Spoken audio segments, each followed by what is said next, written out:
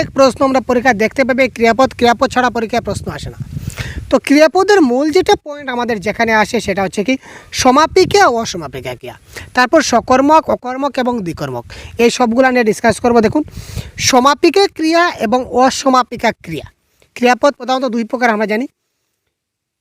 যে ক্রিয়াপদের দ্বারা বাক্যের অর্থ স্পষ্টভাবে প্রকাশিত হয় তাকে সমাপিকা ক্রিয়া বলে, আর যে ক্রিয়াপদের দ্বারা বাক্যের অর্থটা সম্পূর্ণ প্রকাশ পায় না তাকে আমরা অসমাপিকা ক্রিয়া বলে। এবার দেখুন, আমরা দুটা উদাহরণের মাধ্যমে আপনাকে খুব ভেরি ইজিলি আপনাকে আমি বুঝিয়ে দেওয়ার চেষ্টা করি। তুমি বাড়ি এসে খেলতে যাবে, আর এটা হচ্ছে তুমি বাড়ি এসে। এখানে তুমি বাড়ি এসে খেলতে যাবে, এখানে এসে পরে খেলতে যাবে। এখানে খেলতে যাবে, এই যে যাবে, যেটা এই যাবে ক্রিয়াপদ যদি না থাকতো, তুমি বাড়ি এসে পর্যন্ত ছেড়ে দিত, তাহলে বাক্যের একটা অর্থ সম্পূর্ণ হতো না। ঠিক আছে, যদি বাক্যের অর্থ সম্পূর্ণ প্রকাশ না পায় তাকে অসমাপিকা ক্রিয়া বলবো, আর যদি বাক্যের অর্থ সম্পূর্ণ প্রকাশ পায় তাকে আমরা সমাপিকা ক্রিয়া বলবো। ঠিক আছে, যেমন তুমি বাড়ি এসে, তুমি বাড়ি এসে, তুমি বাড়ি এসে, তুমি বাড়ি এসে, এই যে এসে দিয়ে আর কিছু আমাদের মনে হচ্ছে না যে এসে পরে আরও কিছু একটা রয়েছে। এই যে ক্রিয়াপদটা কোনো বাক্যের অর্থ সম্পূর্ণ করে না, তার পিছনে আরও কিছু থেকে যায়, দ্যাট ইজ কল অসমাপিকা ক্রিয়া। আর তুমি বাড়ি এসে ভাত খাবে, তো বাড়ি এসে ভাত খাবে, এই খাবে ক্রিয়াপদটা যখন আমি সংযুক্ত করে দিয়েছি তখন কি আর মনে হচ্ছে যে কিছু আর বাকি রয়েছে? না, তখন আর মনে হচ্ছে আর কিছু আমার এখানে বাকি নাই। ঠিক আছে, সুতরাং এইটার আমার কারেক্ট আনসার বুঝতে পারেন সমাপিকা অসমাপিকা কী। দেখুন, সময় কম, তাই আমি খুব শর্টকাটে বুঝিয়ে দেওয়ার চেষ্টা করছি। ক্রিয়াপদকে আরও তিনটা ভাগে ভাগ করা যায়, দ্যাট ইজ কল সকর্মক ক্রিয়া, অকর্মক ক্রিয়া এবং দ্বিকর্মক ক্রিয়া। কর্ম জানেন তো আপনারা, কর্ম আমরা আগে দেখেছিলাম কর্ম কি। ক্রিয়াপদকে কে বা কী দিয়ে প্রশ্ন করলে যে উত্তর পাওয়া যায় তাকে আমরা কর্ম বলি। যেমন সে বই পড়ে, সে কি পড়ে? সে বই পড়ে, দ্যাট ইজ কল বই ইজ কর্ম। আমি চিঠি লিখছি, আমি কি লিখছি? চিঠি লিখছি, দ্যাট ইজ চিঠি ইজ এ কর্ম। মা আমাকে একটি বই দিলেন, মা আমাকে একটি কি দিলেন? মা আমাকে একটি বই দিলেন। এই বই হচ্ছে কি? এই বই, চিঠি আর বই, এই সবগুলো হচ্ছে এক একটা কর্ম। ঠিক আছে, এবার দেখুন, যদি কোনো ক্রিয়ার কর্ম থাকে তাকে সকর্মক কর্ম বলে। যদি কোনো ক্রিয়া বাক্যের মধ্যে যদি কোনো ক্রিয়ার কর্ম থাকে তখন সেটাকে বলা হয় সকর্মক ক্রিয়া। যেমন সে চিঠি লিখছে, সে কি লিখছে? চিঠি লিখছে, মানে চিঠি হচ্ছে এখানে কি কর্ম। আমি বই পড়ছি, আমি কি পড়ছি? বই পড়ছি, বইটা হচ্ছে একটা কর্ম। ভগবানকে এক মনে ডাকো, কাকে ডাকো? ভগবানকে ডাকো। কাকে ডাকো? এই কাকে ডাকো, ভগবানকে ডাকো, ভগবান হচ্ছে কর্ম। অর্থাৎ এই সকল বাক্যে কর্ম রয়েছে, সুতরাং এই বাক্যগুলো হচ্ছে কি সকর্মক ক্রিয়া। এই বাক্যগুলোর যেগুলো ক্রিয়াপদ রয়েছে, লিখছে, পড়ছি, ডাকো, লিখে আছেন, খেলে, এই সবগুলা ক্রিয়াপদ হচ্ছে এক একটা সকর্মক ক্রিয়া। কেন? কারণ এই বাক্যের মধ্যে একটা ক্রিয়াপদ, একটা কর্ম রয়েছে, একটা কর্ম রয়েছে। এবার যদি বলি অকর্মক ক্রিয়া, আমি খাই, আরে ভাই আমি কি খাই? আমি কি খাই? আমি ঘাস খাই, নাকি ভাত খাই, নাকি মিষ্টি খাই? এখানে তো উল্লেখ নাই আমি কি খাই। তো আমি খাই মানে এই বাক্যে কর্ম নাই। তো আমি এই বাক্যে কর্ম নাই, তার মানে এই বাক্যটা হচ্ছে অকর্মক ক্রিয়া। ঠিক আছে, অকর্মক ক্রিয়া। মেয়েটি নাচে, মেয়েটি কি নাচে? কর্ম আছে? কর্ম নাই। সে হাসে, সে ভালো খেলে, বিদ্যালয়টি ঘুমায়, এই সকল বাক্যে দেখবেন এই সকল বাক্যে কর্ম নাই। তো যে সকল বাক্যে কর্ম নাই সেটা হচ্ছে অকর্মক্রিয়া, আর যে সকল বাক্যে কর্ম আছে সেই সকল বাক্য হচ্ছে, সে সকল বাক্যের যেটা ক্রিয়াপদ হচ্ছে সেটা হচ্ছে সকর্মক্রিয়া। এবার দ্বিকর্মক ক্রিয়া। ওয়াও, দ্বিকর্মক, দ্বি মানে দুই, সিম্পল লজিক, দ্বি মানে দুই। যদি কোনো ক্রিয়াপদের মধ্যে, যদি কোনো বাক্যের মধ্যে দুটি কর্ম থাকে, যদি কোনোর মধ্যে দুটা কর্ম থাকে তখন সেটা কী হবে? দ্বিকর্মক ক্রিয়া।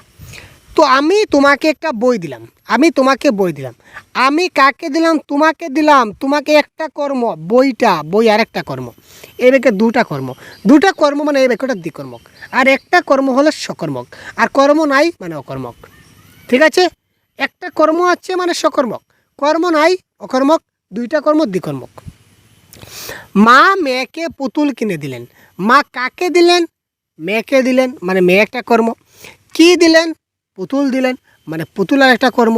অর্থাৎ এই বাক্যে দুটা কর্ম রয়েছে, সুতরাং এই বাক্যটার যেটা ক্রিয়াপদ দিলেন, যেটা ক্রিয়াপদ, এই ক্রিয়াপদটা হচ্ছে দ্বিকর্মক ক্রিয়া। ঠিক আছে, কনসেপ্ট ক্লিয়ার? কোনটি দ্বিকর্মক ক্রিয়ার উদাহরণ? দেখুন আনসার দেওয়াই আছে ভাই, লুকিয়ে কী করবো, দেখিয়ে দেওয়া হলো। কোনটি দ্বিকর্মক ক্রিয়ার উদাহরণ? প্রিভিয়াস ইয়ার কোয়েশনের প্রশ্ন। সে ভালো ফুটবল খেলছে, মেয়েটি নাচছে, মা আমাকে ভাত দিচ্ছেন, আমি চিঠি লিখছি। মা আমাকে ভাত দিচ্ছেন, আমাকে এবং ভাত এই দুটা হচ্ছে কর্ম। এই বাক্যে আমাকে একটা কর্ম, ভাত আর একটা কর্ম, এই দুটা কর্ম থাকার কারণে এই বাক্যটা হচ্ছে, এই বাক্যে যেটা দিচ্ছেন ক্রিয়াপদ সেটা হচ্ছে দ্বিকর্মক ক্রিয়ার। নেক্সট হচ্ছে ক্রিয়ার ভাব বা ক্রিয়ার মোড যাকে বলা হয়। ক্রিয়ার ভাবকে তিনটা ভাগে ভাগ করা যায়, প্রশ্ন আসবে দেখবেন। ক্রিয়ার ভাবকে প্রধানত তিনটা ভাগে ভাগ করা যায়। একটা হচ্ছে নির্দেশক ভাব, একটা হচ্ছে অনুজ্ঞা ভাব, একটা হচ্ছে সংযোজক ভাব। আর সংযোজক ভাবকে আবার আপেক্ষিক ভাবও বলা হয়। প্রশ্ন আসবে দেখবেন।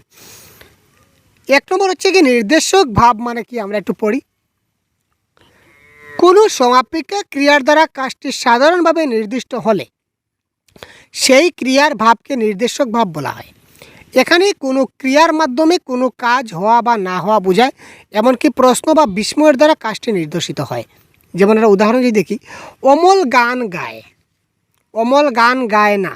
বিমল ফুটবল খেলে, বিমল ফুটবল খেলে না। আমি ভাত খাই, মানে সিম্পল। অর্থাৎ কী বলেছে দেখি, সমাপিকা না সকর্মক বলেছিল? সমাপিকা ক্রিয়া, মানে সমাপিকা ক্রিয়ার দ্বারা যে কাজটা শেষ হবে তাকে নির্দেশক ভাব বলবে। সমাপিকা ক্রিয়া থাকবে, সমাপিকা ক্রিয়া মানে কি, বাক্যের একটা মিনিংফুল থাকবে, বাক্যের একটা মিনিং থাকবে। এই মিনিংফুল একটা বাক্য যদি থাকে তখন সেটা হবে সকর্মক নির্দেশক ভাব। তারপর অনুজ্ঞা ভাব। অনুজ্ঞা ভাবে কী করবে? কোনো কাজ করার জন্য আদেশ, উপদেশ, অনুরোধ, অনুমতি, প্রার্থনা, আমন্ত্রণ, আশীর্বাদ, অভিশাপ প্রভৃতি বোঝাবে। ওয়াও, অনুজ্ঞা। আগেই দেখুন আমরা যখন আজকের ক্লাসে, ম্যারাথন ক্লাসে আমরা দেখলাম যে ভবিষ্যৎ অনুজ্ঞা এবং বর্তমান অনুজ্ঞার মধ্যে কী দেওয়া ছিল, যে বর্তমানের যেটা ক্রিয়ার ভাব সেটা প্রকাশ পাবে, সেটা অপশনে যদি আপনাদের সেই ভাব আসে সেটা দেবেন, আর এখানে এই ক্রিয়ার ভাব আসে এই ভাব দেবেন। অনুজ্ঞা ভাব যদি কোনো, যেমন সবার কাজ শুরু করে দাও সভানেত্রী, এখানে আদেশ দেওয়া হচ্ছে। মন দিয়ে পড়াশোনা করো, উপদেশ দেওয়া হচ্ছে। অনুগ্রহ করে আমাকে বিষয়টা বুঝিয়ে দিন, মানে অনুরোধ করা হচ্ছে। আমি কি ভিতরে আসতে পারি, সেটা অনুমতি চাওয়া হচ্ছে। ঠিক আছে, আমাকে একবার সুযোগ দাও, এটা প্রার্থনা চাওয়া হচ্ছে। তো এই ধরনের যদি কোনো ক্রিয়ার অর্থটা, যদি কোনো একটা বাক্যের অর্থটা এই ধরনের আদেশ, উপদেশ, অনুরোধ, অনুমতি, প্রার্থনা, আমন্ত্রণ, আশীর্বাদ, অভিশাপ বোঝায়, সেটা হচ্ছে অনুজ্ঞাভাব। আর সিম্পলি যদি সমাপিকা ক্রিয়ার মাধ্যমে একটা কাজ শেষ হয় বা শেষ হচ্ছে না, সেটা পজিটিভও হতে পারে, নেগেটিভও হতে পারে সেন্টেন্স, সেটা হবে নির্দেশক ভাব। এবার দেখি 3 নম্বর যেটা বলেছে অনুজ্ঞা ভাব। অনুজ্ঞা ভাব কি? এই অনুজ্ঞা আবার দু রকমের, একটা হচ্ছে বর্তমান অনুজ্ঞা, ভবিষ্যৎ অনুজ্ঞা, যেটা আমি আগে বলেছিলাম আপনাদের, আগে বলেছিলাম না অনুজ্ঞা ভাব, বর্তমান অনুজ্ঞা, ভবিষ্যৎ অনুজ্ঞা। আমাকে একটি পয়সা দিন, মানে এখন দেন, এখন দিন মানে কি, সেটা বর্তমান অনুজ্ঞা। এভাবে সময় নষ্ট করো না, বর্তমান অনুজ্ঞা। আপনি সত্তর প্রস্তাব করুন, এক্ষুনি যান, মানে বর্তমান অনুজ্ঞা। এই চিঠির উত্তর দিও, ভবিষ্যতে দিও, দ্যাট ইজ কল ভবিষ্যৎ অনুজ্ঞা। পিতা মাতাকে ভক্তি করিবে, ভবিষ্যৎ অনুজ্ঞা। সকাল সকাল ঘুম থেকে উঠবে, সেটা ভবিষ্যৎ অনুজ্ঞা। জবাব পেলে দয়া করে আমার বাড়ি যাও।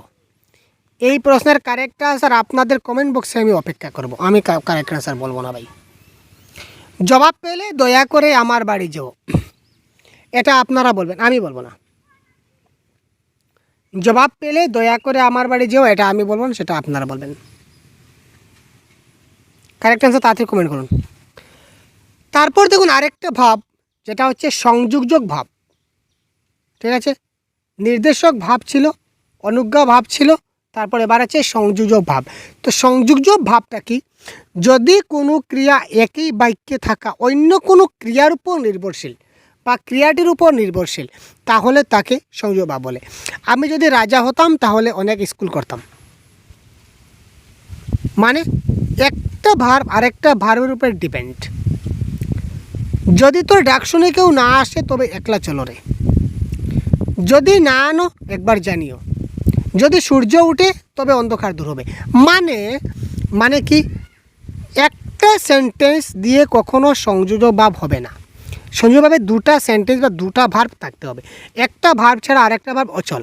আমি যদি রাজা হতাম আমি কি করতাম? রাজা হলে আমি কী করতাম? এই দেখুন স্কুল করতাম। এই করতামে এই হতামটাকে ক্লারিফাই করেছে, তাহলে আমি অনেক স্কুল করতাম। অর্থাৎ একটা ক্রিয়াপদ আরেকটা ক্রিয়াপদকে কী করছে? ক্লারিফাই দিচ্ছে। ঠিক আছে, এটা সংযোজক ভাব।